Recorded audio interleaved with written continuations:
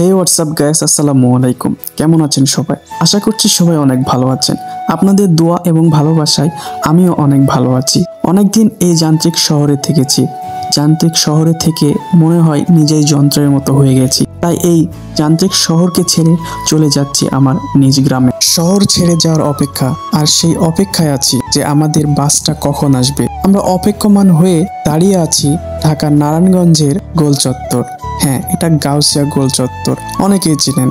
অবশেষে আমাদের বাসটি চলে এসেছে। আমরা সেই বাসটিতে চড়ে চলেও যাচ্ছি আমাদের গ্রামে। রাস্তায় চলতে চলতে আমি মনোমুগ্ধকর হয়ে গেছিলাম, যার কারণে অল্পতেই মোবাইলটি বের করে ভিডিও করা শুরু করে দিয়েছি। এই রাস্তাটি অনেকেই চিনে থাকবেন। এটা পূর্বাচল 300 ফিটের রাস্তা। অনেক ক্লিয়ার ছিল, অনেক সুন্দর ছিল রাস্তাটি। এই দেখুন, রাস্তার পাশে অনেক ফুল গাছ লাগানো আছে, যেগুলো দেখলে আপনার মন ভরে যাবে।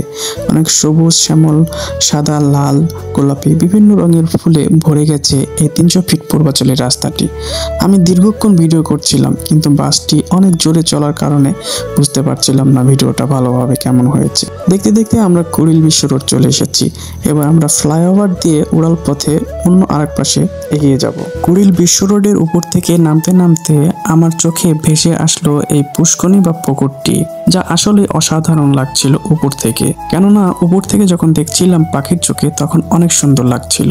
আমরা আরো উপরে চললাম। এখান থেকে দেখুন এই দৃশ্যটা কত সুন্দর লাগছে, যা আপনার মনকে একেবারে ভরিয়ে দিবে। এই যে দেখুন, এই পাশ দিয়ে কমলাপুর থেকে আমাদের রাজশাহী যাওয়ার একটি রেল লাইন গিয়েছে। আমরা রেল লাইনে যেতে পারতাম, মানে আমরা ট্রেনে যেতে পারতাম, কিন্তু আমাদের অনেক বেডিং পত্র বা মালামাল থাকার কারণে আমরা বাসে গিয়েছি।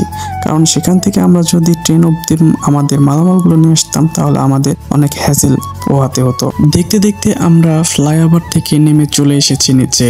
এইবার আমরা বাসের মধ্যে কিভাবে বসে আছি দেখুন। আমাদের পাশে মাঝখানে এখানে একটা ভাতিজা বসে আছে, আমার সাথে চাকরি করতে ছেলেটা। আমাদের একই এলাকায় বাসা। আমরা একসঙ্গে এক জায়গা থেকে রওনা দিয়েছি। দেখতে দেখতে আমরা চোখের পলকেই চলে এসেছি আমাদের সেই কাঙ্ক্ষিত যমুনা সেতুতে। দেখুন, দুপাশের নদীর পানি একেবারে শুকিয়ে গেছে। আমাদের যমুনা সেতুর দৃশ্যটা একবার দেখুন, কি অসাধারণ, তাই না? এটি যদি রাতের দৃশ্য হতো তাহলে আরো অনেক সুন্দর লাগতো।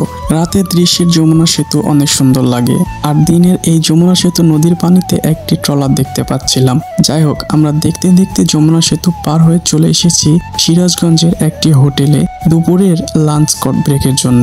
দুপুরে এখানে বাস থামিয়ে লাঞ্চ বিরতি দিয়েছিল। আমরা খাওয়া দাওয়া শেষ করে কিছু ভিডিও নেওয়ার চেষ্টা করেছিলাম। দেখতে দেখতে আমরা চলে এসেছি রাজশাহীতে, আমাদের কাঙ্ক্ষিত প্রাণের সেই শহর। আমি অল্প ভিডিও করেছি, আর এই ভিডিওটি আপনাদের কেমন লেগেছে তা আপনারা জানাতে কিন্তু ভুলবেন না। কেননা আমি স্বল্প পরিসরে ভিডিও করেছি এই কারণ আমার ফ্যামিলি সহ আমি ঢাকা থেকে বাসায় আসছিলাম, যার কারণে আমাদের অনেক মালামাল নিয়ে অনেক হ্যাসেল সহ্য করতে হয়েছে, যেটা আপনাদেরকে বোঝানোর মতো নয়। যদি আপনারা গাউসিয়া থ্রু রাজশাহীতে আসেন, তাহলে বুঝতে পারবেন যে কতটা কষ্ট বা কতটা ঝামেলা সহ্য করতে হয়। যাই হোক, ভিডিওটি কেমন লেগেছে জানাতে ভুলবেন না।